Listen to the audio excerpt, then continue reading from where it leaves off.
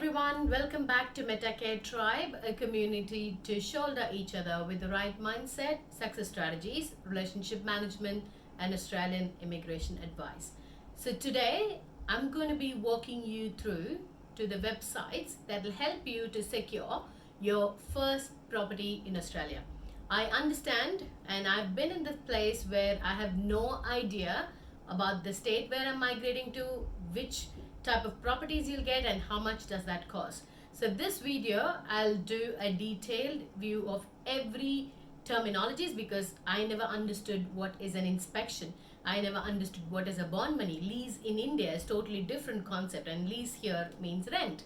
So how frequently you pay, how much you have to be prepared when you come here. So I'm going to be giving you a complete information about securing your first property and what are the document checklists. So I'm going to be linking down the list of documents that will help you to score 100 points. So 100 points property document check is mandatory, compulsory for every applicant who's applying for a property here through a proper agent or even through the direct owner. So let's get started. Okay, let's check how to get our first property even without visiting Australia. So just type in real estate. If you're surfing from another country, make sure the extension is .com.au. Click on the first link and click on rent. So this is where you choose. So you might not be aware of which suburb, which area you're going to go, or the postcode. I'm sure you will know which state you're going to go or which city you're going to move. So say for example, I have no idea about Tasmania. So let's check Tasmania.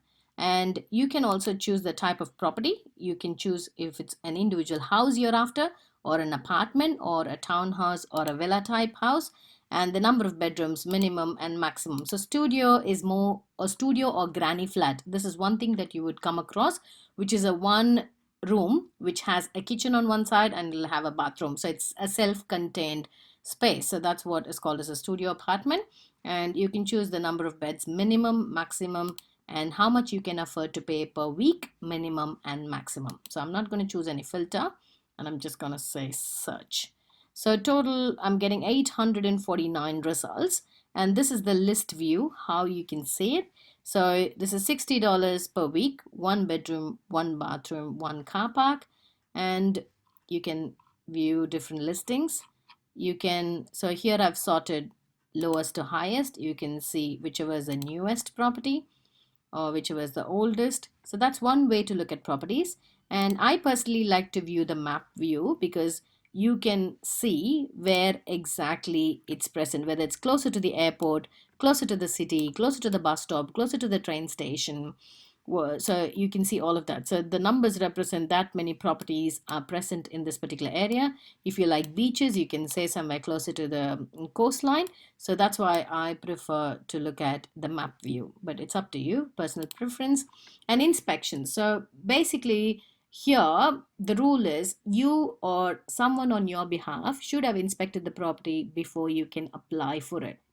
So when you go for the inspection, so it'll specify, say for example, 11th of January, 9 a.m. to 9:15. So 15 minutes is all you can go and see. It's an open inspection, so people can just go to this particular address and see the property. And if you like it, you can ask for an application from the property manager, and the application will ask you for the date whether you inspected. So that is like a compulsory one. So if you can't go in, you can ask your friend to do it on your behalf and say my friend so and so attended on this day.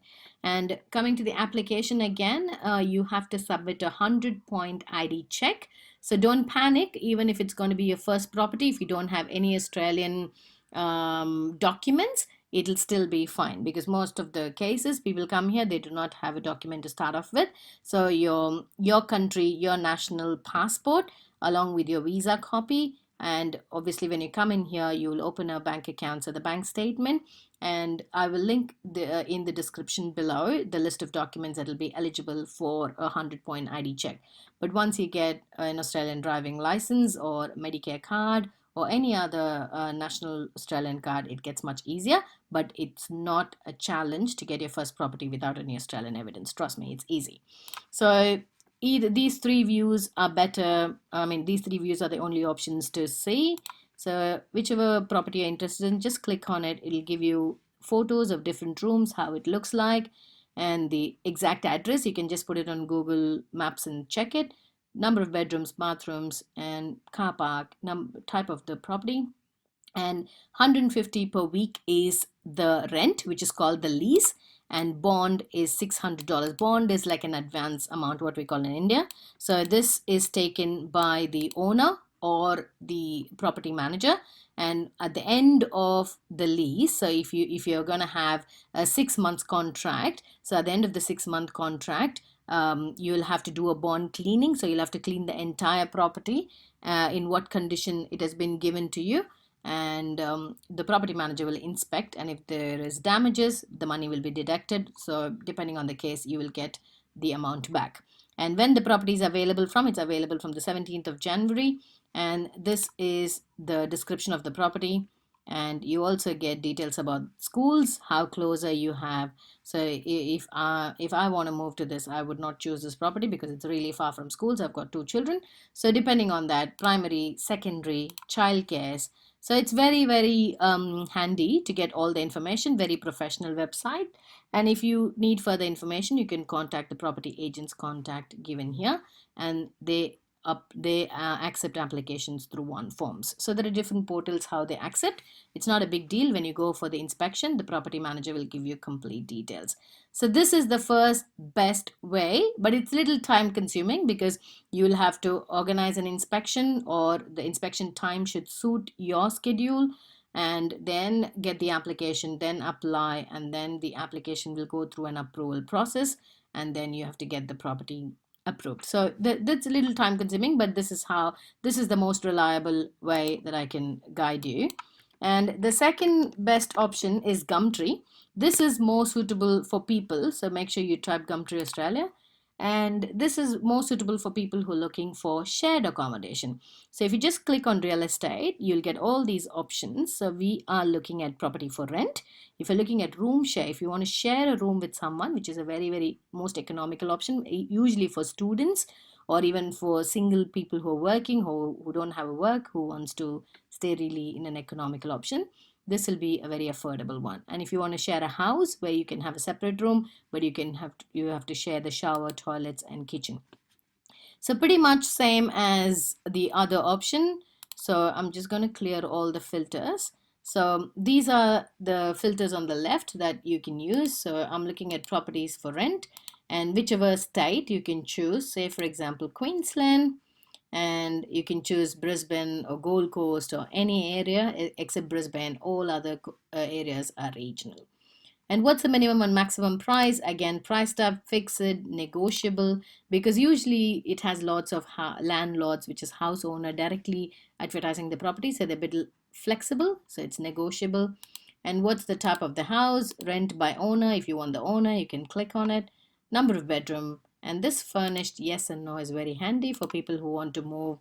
Initially, they don't want to invest on the furnitures. In that case, this is a very good option. So this is again the description of the property. Say for example, this one is in a suburb called Mount Gravatt East, and you've got 20 images of the photo. So it's studio for rent and 330 per week. So you can click here, it'll take you to Google Maps, and this is a little bit of description. So what is included, especially in shared accommodation, you have to be very careful about the bills that are included, whether it includes Wi-Fi, electricity, power, water, gas. Make sure you ask all of the information to avoid disputes in the future. And if you log in, I mean, if you have a login detail, you can directly send a custom message, or you can just send the automatic message here.